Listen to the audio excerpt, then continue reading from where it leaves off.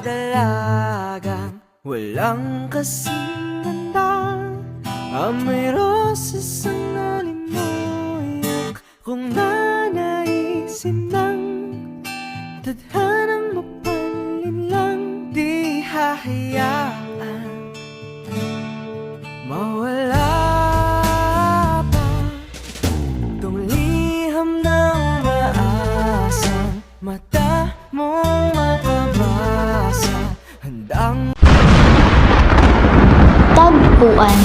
Kawangis ng madilim na kalangitan ang nadarama ng magiting na mandirigmang naninimdim sa takbo ng kapalarang sinapit na nakatalungkos sa isang sulok ng makipot at karimarimarim na piitan.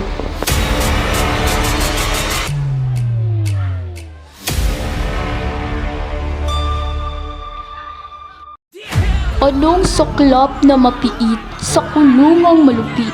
Ito ay silid ng kalungkutan. Tila kailan lamang nang kasama ko si ama.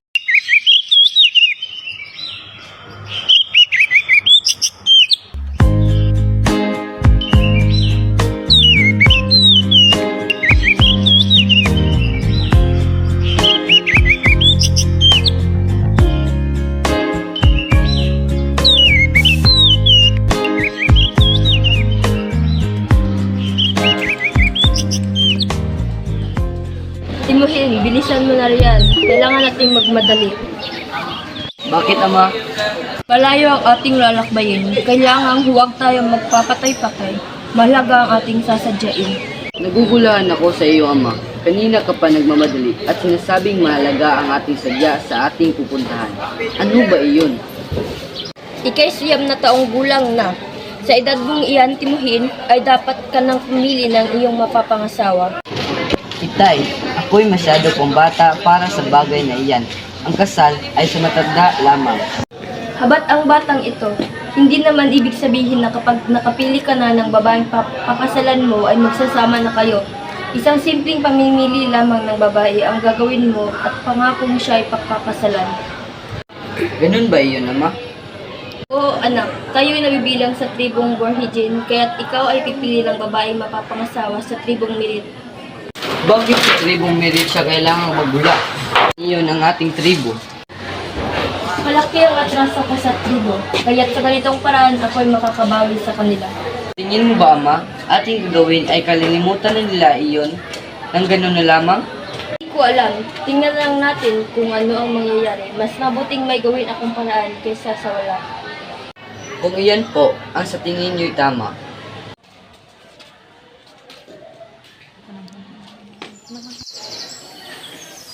Tagpo sa maliit na nayong liblib na kinatatayuan ng ilang kabahayan.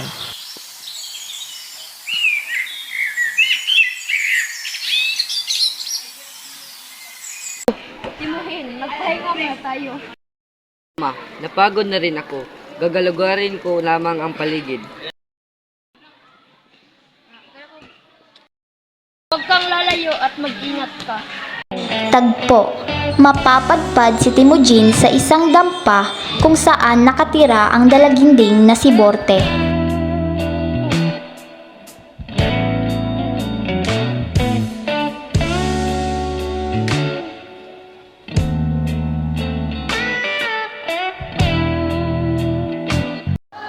Mabibigla siya sa di inaasahang pagbagsak ng pinto ng kanilang kusina na likha ng aksidenteng pagkabuwal ni Timujin. Ay, may magnanakaw! Tatakpan ang bibig ni Borte. Huwag kang sumigaw. Wala akong gagawing masama. Pipiliting magsalita kahit nakatakip ang bibig. Tatanggalin ko ang pagkakatakip ng bibig mo kung mangangako kang hindi ka mag-ingay. Magtiwala ka sa akin, hindi ako masama. Habang dahan-dahang inaalis ang kamay sa bibig ni Borte. Bakit kita paniniwalaan? Di naman kita kilala. Kahit di mo ako kilala, kaya kong patunayan sa iyo na ako'y mabuti. Aber, paano mo patutunayan yung sinasabi mo? Sige nga. Di mo ako pagtatawanan ko sasabihin ko sa iyong patunay. na natin. Anong ngiti-ngiti mo riyan? Huwag mo nga akong tawanan, ikaw lang pala ang tatawa. Handa ka na ba? Kanina pa, ang bagal mo naman. Nais ko sanang Nagkakandautal. sanang ikaw ang babaeng mapangasawa ko. Mababa ang tono. Ulo ka ba? Nililoko mo ako ano? Kabata-bata pa natin. Ganon-ganon lang ba iyon? Mahirap akong paniwalaan. Hayaan mong ipaliwanag ko sa iyo. Sitay, kami papunta sa tribong ng mga Merit upang pumili ako ng aking mapangasawa. Ngunit ikaw ang ibig ko, ikaw ang pinili ko. Anong mayroon sa akin? Bakit ako ang pinili mo?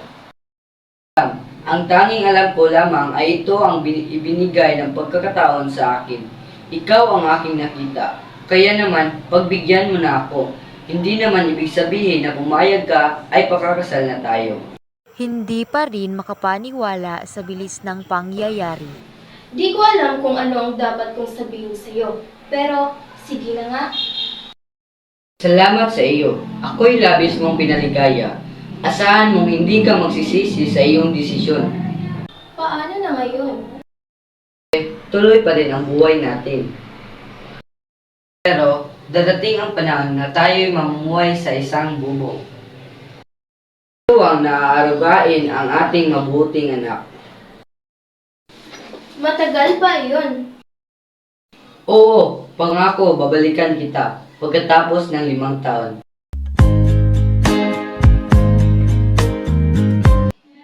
Halika, puntahan natin si Ama. Tagpo, magkahawak ng kamay na naglalakad sina Timujin at Borte sa paghahanap sa ama kay Yesugi na kanilang nakikita na nakatunghay sa ilog. Ama! Mapapaharap at magpapalipat-lipat ang tingin sa dalawa pati sa kanilang kamay. Ano? Sino siya? Bakit? Ama! Siya po ang napili kong babae, si Borte. Magandang hapon po. Kumusta po kayo? Pero, Agarang magsasalita. Paumanhin. Po sa pagdedesisyon ko na hindi nagpapaalam sa inyo, pero buo ang loob ko sa aking ginawa. Sana'y maunawaan niyo po ako. anong desidido ka na? Sino ba ako para di sumang-ayon sa iyong kagustuhan?